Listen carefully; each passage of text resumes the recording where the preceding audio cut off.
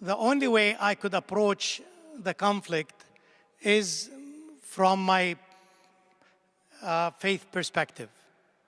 I've never belonged to any political party. I've never felt that I need to be within a political party and have to speak through that party line. I was brought up in a Christian family. My father was a layperson. He was not a minister or a priest, but he was very religious. I remember as a little boy when the Zionists came to my hometown and occupied it, and a few days later gave us 2 hours and threw us out. We could not stay in our home or in our hometown. I remember that impacted me as a little boy, and we were evicted from our town. That really affected my life, but we moved to Nazareth, and I was brought up in Nazareth in a very religious home, with strong faith in Jesus Christ. That's part of my background.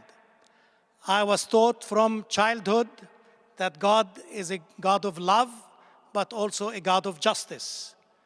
And so when I reflected on my own experience in my town, how we were driven out, I knew that there was something wrong. It was an injustice that threw us out, and that the Zionism that came to us was wrong, was unjust. So that's really the approach that I've always had, coming out to this conflict from my position of faith.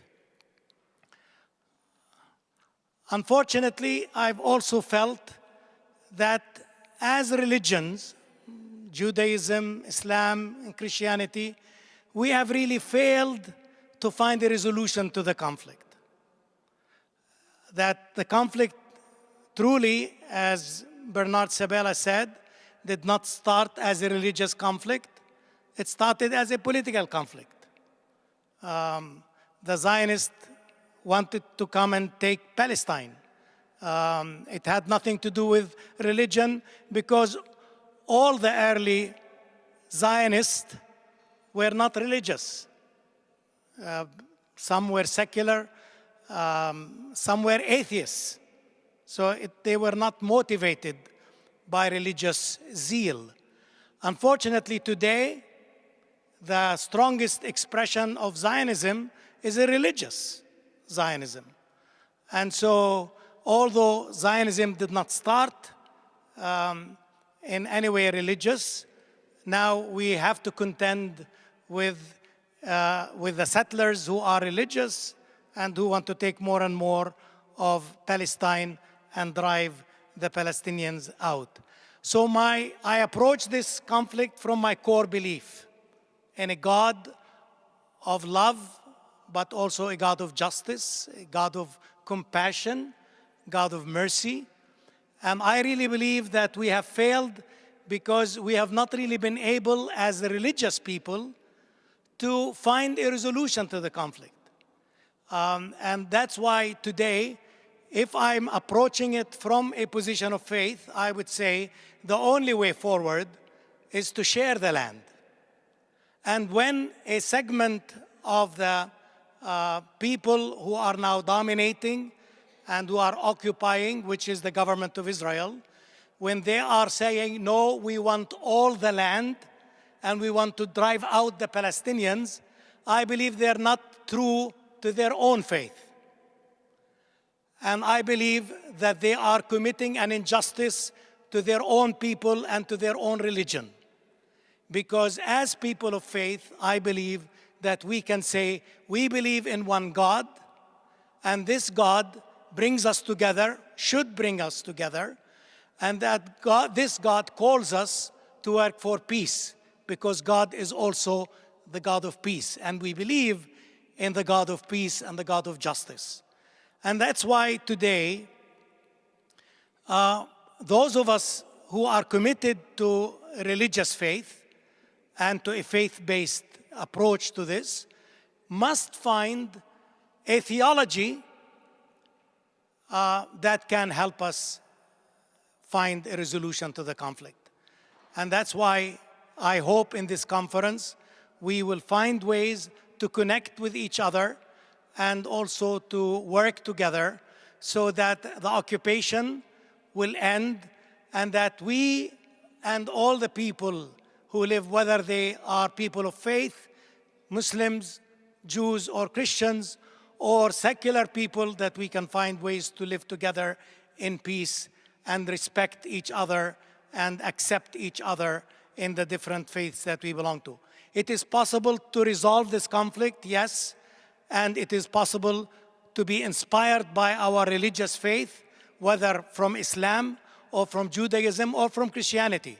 We can be inspired to find resolutions to this conflict, and this is what I am committed to, and I am sure all of us are committed to here, and I hope that we will be able to work together to find a resolution of this intractable, seemingly intractable conflict so that we can live together in peace, and then beyond peace, find reconciliation among all the people and for all the people of the land.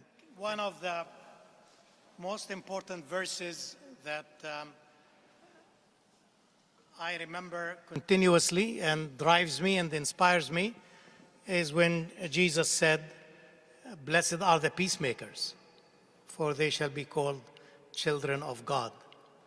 So I've always felt that this is not only a commandment, but it's a great challenge.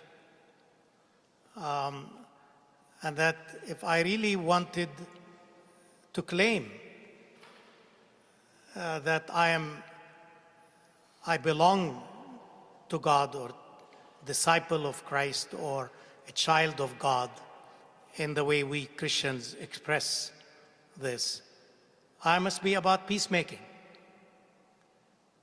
Now, it so happens that peacemaking for me is a commitment to work within the Palestinian Israeli situation, because that's where I find myself.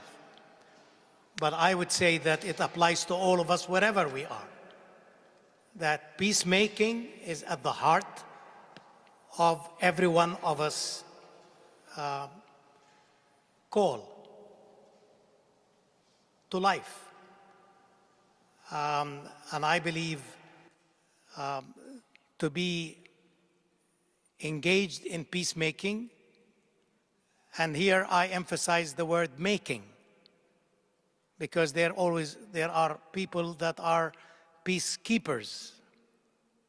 But for us, peace is something that you can make. You can be involved in it. You can make it. You can work at it, at establishing that kind of peace. And that's why I feel we cannot sit back and do nothing and just wish for peace. We must really be actively engaged in peacemaking. And that's why the words of Jesus Christ for me has always challenged me and inspired me to really continue to work for peace for all the people of the land, everyone, for the Muslims, for the Jews, for the Christians. And that continues to inspire me today.